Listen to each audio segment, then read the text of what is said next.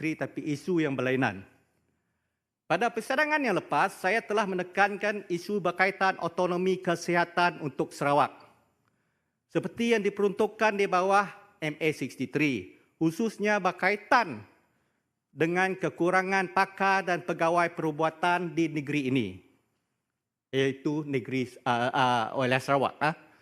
Walau bagaimanapun, jawapan yang saya terima daripada Yang Berhormat Menteri Kesihatan agak mengecewakan.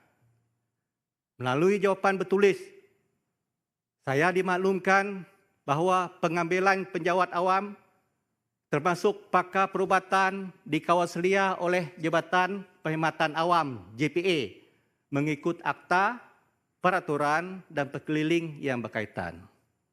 Datuk Yang di-Pertua, Menteri Kesihatan dan Menteri Jabatan Perdana Menteri yang bertanggungjawab kepada Perkhidmatan Awam yang duduk sebilik setiap minggu semasa mesyuarat Kabinet, mesyuarat Jemaah Menteri, tentu dapat berbincang dan menasihati Kabinet supaya memberi kuasa kepada SPA Sarawak untuk mengisi beratus-ratus kekosongan jawatan doktor, pakar serta beribu-ribu kekosongan pegawai perubatan di Sarawak yang kini menjadi isu sangat kritikal. Saya sebagai seorang yang pernah berkhidmat sebagai penjawat awam selama 22 tahun sehingga menjawat jawatan pegawai pengawal dan ketua jabatan. Saya memahami proses penyelesaian bagi masalah ini. Penyelesaian tersebut adalah dengan menurunkan kuasa melalui keputusan Jemaah Menteri. Sekiranya Jemaah Menteri tidak mempunyai kuasa, kertas cadangan perlu disediakan, kertas Jemaah Menteri perlu disediakan untuk membuat pindaan kepada undang-undang berkaitan agar ia dapat dibentangkan di Dewan Yang Mulia ini.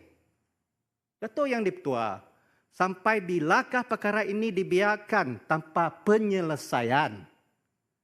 Kesejahteraan rakyat akan terabai dan perpaduan pun akan retak. Datuk Yang di-Pertua, sebagai contoh, ini perkara benar yang telah berlaku. Encik Ling Chi Hock, kad pengenalan 860624135131. Seorang penduduk Kampung Mantang Serian, Sarawak yang merupakan kacukan Cina dan orang Ulu, telah mengalami kemalangan pada 19 September 2024 semasa melakukan kerja sambilan membaiki rumah di kampung tersebut.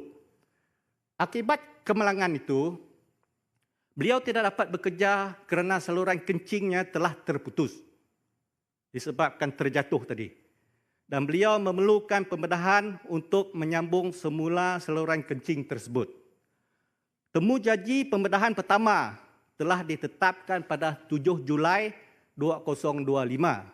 Namun, beliau dimaklumkan bahawa pembedahan tidak dapat dilakukan kerana kekurangan doktor pakar bedah. Dan keutamaan diberikan kepada pesakit yang kritikal.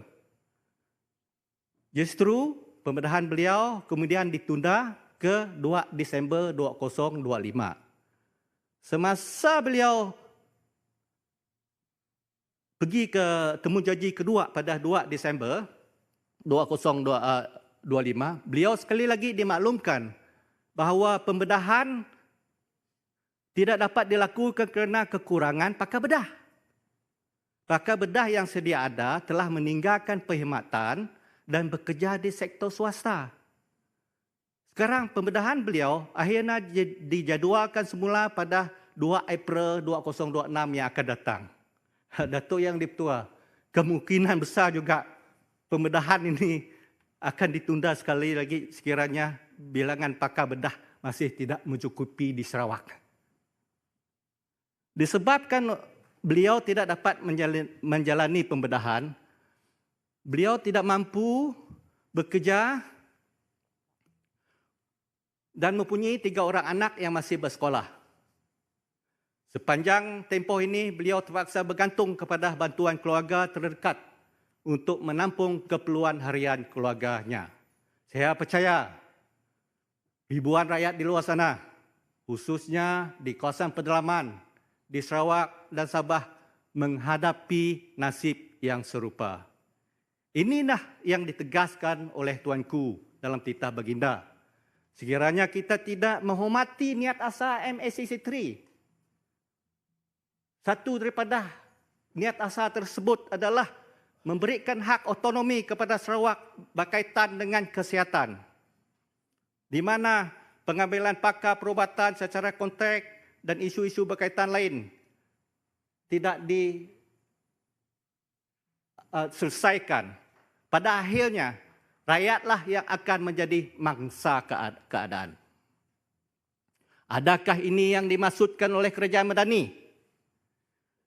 Selaras dengan slogan, Madani di hati rakyat disatuni. Adakah tindakan seperti ini benar-benar membawa kesejahteraan kepada rakyat? Dato' Yang di-Pertua, saya terus ke isu berkaitan